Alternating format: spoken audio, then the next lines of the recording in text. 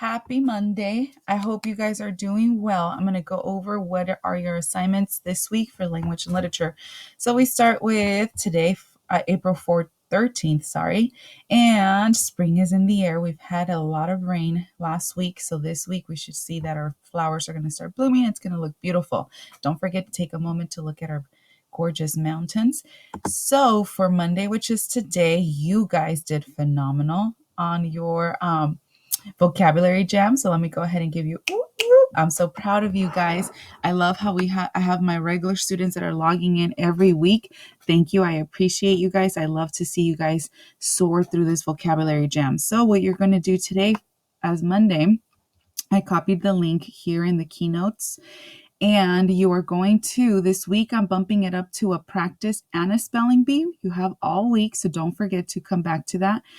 So make sure you do that. I want to give kudos to Robert, Camila, and Alejandro. You guys are leading the way on vocabulary. Thank you. I log in and it lets me know which students have the most points. So keep it up, guys. I'm so proud of you. So that is Monday. You're doing the practice and the spelling bee on vocabulary.com like we did in class when we were in class. Then Tuesday, we're going to go back to No Red Ink. Great job. Those of you that took the diagnostic test, I was able to, over the weekend, review how you did on that test. And based on that, I assigned a lesson unit to you based on your needs. So it told me, oh, this student is doing great with adjectives. So you don't have to teach them adjectives or review adjectives. So based on that, I seen 2 common lessons that most of you needed one or the other. So depending on how you did on that diagnostic test from last week, I assigned the verb tense 1 or the commonly confusing words. So depending on that, when you log in, it will automatically take you to whatever lesson. So keep up the great work. These lessons take about 20 to 30 minutes.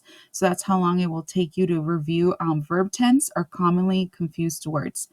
Then on a Wednesday, it's already midweek. We're going to be feeling a little tired. We're going to need some break from the screen time. So your only homework is to read for 30 minutes. Don't forget to go back to vocabulary.com and finish either the spelling bee or the practice, depending which one you did first. So read on vocabulary.com. On Thursday, we're going to tie in some of our writing skills, and we're going to do a quick write, which should be about 2 paragraphs. And your quick write is going to be about the soundtrack of your life. You're going to log into No Red Ink. And on there, I also assigned this quick write to all of my English students. And here's the prompt.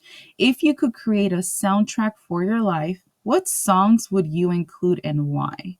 Discuss at least 2 songs and explain why you picked them. I know, for example, for me, one of my songs would be A Lovely Day. I love that song. I would love to play when you guys would come in.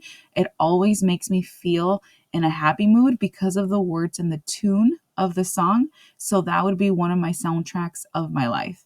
The second, so right there, I already have that, and I said why, the soundtrack. Don't forget to use descriptive language. It sounds, the beats, the lyrics, how does it make you feel? So you're going to write that. I did want to point out that you may save and exit, so you can complete your quick write, come back the next day, proofread it, and then submit. It's up to you. And don't forget to click submit your writing so I can grade it over the weekend. So soundtrack of your life. What 2 songs would you include to describe your life and why? So that is Thursday. This is probably going to take you 20 to 30 minutes once again. And then on Friday, we have our weekly vocabulary jam at 10 o'clock with our other 6th graders. We are Team Purple. I hope I have more students. Every week I've noticed I had 1 or 2 more join. Don't forget to join on Friday, usually around 9:50 or 9. It's usually around 9:50. It might be a couple minutes before that. We start the vocabulary jam and I go to School Loop and I upload the link for the vocabulary jam. So make sure you're ready around 9:50. Then at 10:30, we're going to start our Zoom meeting. Last week's Zoom meeting was kind of a quick one. This one's going to be a little bit longer because I'm going to be teaching you about fragments and run-on sentences, which is really review. I'm using this time because I noticed based on your essays that you turned in last week, we needed a little bit of review on that. So for our Zoom meeting, make sure you have your L&L spiral ready so you can take notes. So Friday, as well as our vocabulary in the Zoom, you're going to have this to complete at the end of our Zoom meeting. So Friday, April 17th, make sure you tune into Zoom. and you're ready to take notes on fragments and run-on sentences. I'm going to go over these slides, explain what they are, talk about them. If you have questions, I'm going to answer those questions, so make sure you tune in Friday, April 17th at 10:30 a.m. On your weekly agenda, you will already have the link, so I will do that after I post this video. So here are, I would get ahead of the game and write this in my spiral before I teach it, because this is kind of like transition words, but they're not transitions words. What they are is subordinating conjunctions that are going to come in handy whenever you want to combine sentences to avoid having run-on. So these will come in handy. So I would write those down. Then I'm going to teach about run-on, and this is what you're turning in after our Zoom meeting. So time to practice. You're going to complete the slides. So typically I would give you this as a handout, but we're not in the classroom, so I made them into slides. So time to practice. So homework, you're going to use based on what I teach you. You're going to highlight the fragments and the sentences below and rewrite and edit them. So I'm going to model that. So let's say I'm not even going to read it, but let's say I'm going to highlight these sentences, and it is just how you use on Google Forms or Google Docs when you're typing. I get my highlighter, I choose a color, and I highlight it. Perfect. Then it says, and rewrite an edited sentence. So it says, start typing here.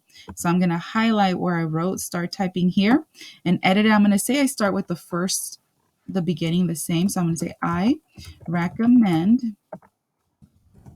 any, and I highlighted movie director, so I'm going to change it. So I'm going to say any film by, so I'm making the changes. This is incorrect. I just did it quickly. So this is what all of your slides will look like to show me that you did it, and I will grade your edited sentences. Let me click undo before it keeps these changes on these slides. So that is what you're going to do on slides 32 through 39. Each one has one sentence. And these are all about fragments. And then once you see the ruler, that's run-on sentences. So you're going to fix those. And I gave you the instructions, run-on sentences.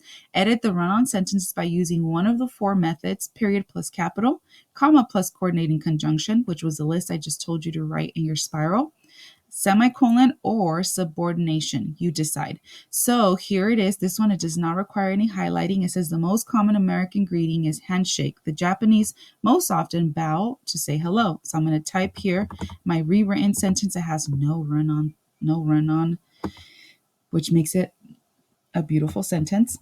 And then I'm going to do the same with the rest.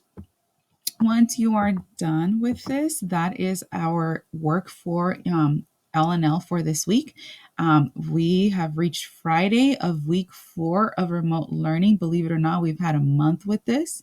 Next week, we'll be putting some of the sentence knowledge into use. So I hope you have a great weekend, and I will see you or talk to you once again on Monday. So if you have any questions, please make sure you email me with your specific question. For example, I don't know how to type on a slide. So then I know how to assist you specifically on that task. Don't say, I don't know what to do with the work, because that is very vague.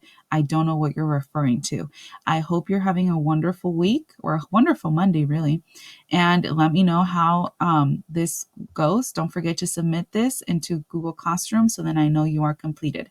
Thank you for your time. I hope you have a wonderful day. I miss you all. Have a great day and a great week.